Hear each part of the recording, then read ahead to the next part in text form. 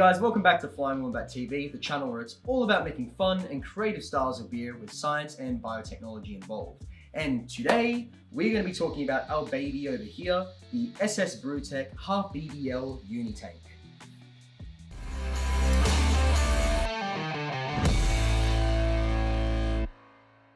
Okay, so we're going to break this down into two parts.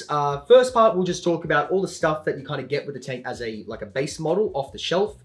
And then second part, I'll talk about all the different bits and bobs that I've added to this thing, what those different things do, and kind of the capabilities they give you as a brewer. All right, so a couple stats quickly. This thing has got a total working capacity of about 70 liters, which is 15.5 gallons in Freedom/Imperial units. The whole thing is made out of stainless steel, which is absolutely fantastic for a brewer because A, it means it's going to have a much longer lifespan, but B, it means that it's a lot easier to sanitize and you can use much harsher chemicals at much higher temperatures. So you can use much more acidic stuff, much better cleaning caustic stuff to actually make sure that this thing is sterilized after each use. Now, working pressure is about 17.5 psi, and that's thanks to this little R2D2 looking thing over here. This is an emergency pressure relief valve. So what that means is if the pressure inside this tank at any one time reaches about 17.5 psi, this thing kicks in. So it basically automatically starts releasing pressure. It's set to that level, and that's a safety precaution because if there's nothing like this in place and you leave all the valves closed and you just let the pressure keep on building up, it can basically turn into a bit of a bomb and it just gets dangerous. You know, at some point something's going to give and the whole thing's going to explode. So safety precaution there. All right, next up, blow-off arm. So this thing here is basically your kind of like your airlock. If you use airlocks for a bucket fermenter, it's that sort of thing. So all the gas travels out this blow-off arm down here. You open the valve here, and on this barb fitting, you would attach a silicone tube.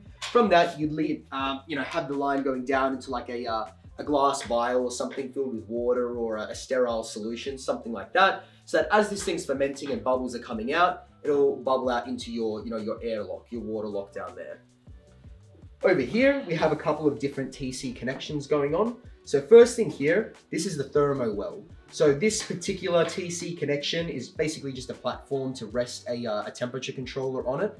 The one that this comes with is basically just the thermo well itself, and it will come with an electric temperature sensor that you can plug in and have sitting inside of there. So that thermo well goes inside the tank, and it lets you read what the actual temperature inside the tank is at any one time. Over here, this is the carbonation stone. So this thing here with this barb connection, you would attach a silicone tube connected to a CO2 tank so that once you're finished fermenting, you can start carbonating your beer so that you can basically serve it straight out of the tank into a keg or into bottles or whatever, already carbonated. So that is really, really cool. And that's what I loved the most when I got this one, being able to have ready carbonated beer straight out of the tank. Over here on this side is the sampling valve. So it's literally just a tap. So it just lets you take samples during the fermentation process and lets you get those gravity readings and stuff so that you know when fermentation is done. So something else that I should also point out about this particular Unitank is that it can be temperature controlled. And that's because down the center of this tank, you've got basically a giant glycol chiller stainless steel coil going down the center. So similar to something like that you'd use on a brew day to cool down your work, you've got something similar to that down the center of your tank. So that connects to these tubes here. And then from that, you can connect it to a glycol chiller like this unit over here, which we can do another talk on another day if you guys want us to do a talk about it, let us know in the comments. Or any homemade glycol chiller that you might have set up yourself. So basically, you can recirculate that colder water through the tank to prevent your fermentation from getting too hot. Okay, so next couple things. Right here we have our racking arm. So this is controlled by a butterfly valve that you can open and close. And inside here, you've got basically a little tube that kind of comes in at an angle and then goes downwards. So that it sits right about somewhere here inside the tank to help you get as much of the beer out of the tank as possible when you're transferring it to bottles or to kegs or whatever. And then obviously leaving a little bit of space down here for trub, for all that gunk that gets created during the fermentation process. Down here we have our dump valve. So This is an extra attachment. This is a diaphragm valve that I've attached. If I rotate this here, you can see that this, once again, is also controlled by a butterfly valve. And that basically just allows you to do a dump. So it allows you to dump all the gunk and shit that gets built up during the fermentation process to help clarify your beer before you put it into bottles or into kegs or anything. All right, so part 2 of, I guess, the Unitank chat, the things that I've added onto this tank or the modifications that I've made. So starting with this big bulky thing on the top here, this is just a zero oxygen dry hopper. So what that means is when I want to do my dry hops in this tank, I don't have to open up like the whole lid of the bucket or whatever and let a bunch of oxygen get into the thing or other bacteria or whatever. I can just do a zero oxygen dry hop. So this thing's controlled by, again, a butterfly valve over here to this 3-inch TC connection. So I can close up the butterfly valve.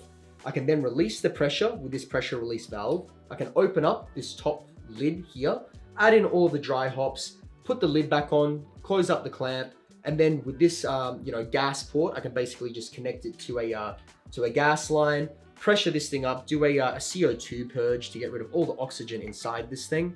And then once I'm ready, I open up this butterfly valve again, and all the hops do a hop bomb into the fermenter. All right, next talking about this whole cluster of things going on over here. Basically, I've got a cross or a T connection with these TC clamps here. That's just allowing me to connect more things on this one port here. So the reason I've done that is because I've got a dry hopper. This emergency relief valve would normally be where the dry hopper is. And I added this pressure release regulator on where ordinarily there would only be the pressure gauge. So this thing over here allows me to do pressure fermentation. So by twisting this, you can set how much pressure you want to release from the tank at any one time. So it allows you to ferment under pressure, which is a good thing to do for particular beer styles, as well as allowing you to have your beer fully carbonated as you finish fermentation. So saves you time and CO2. Last couple things here. We already mentioned that this is an add-on for this particular TC connection to the thermo well. Just lets us sit our temperature controller up on here. Down here, the last thing is this diaphragm valve. So this is particularly useful for pressure fermentation because it allows you to slowly release all the liquid coming out of the tank when you do a tank dump. So where the butterfly valve, it's kind of an all or nothing, everything comes out at once, which if this thing is pressurized, it's gonna come out like a jet basically and make a giant mess. So having a diaphragm valve is especially useful because you can slowly open this. And the way that it works is there's kind of a channel with a wall in the middle. So the liquid comes out, has to go over the wall and then down out the other side. And as you close off the diaphragm, you've got like this silicone bubble thing that closes up that gap.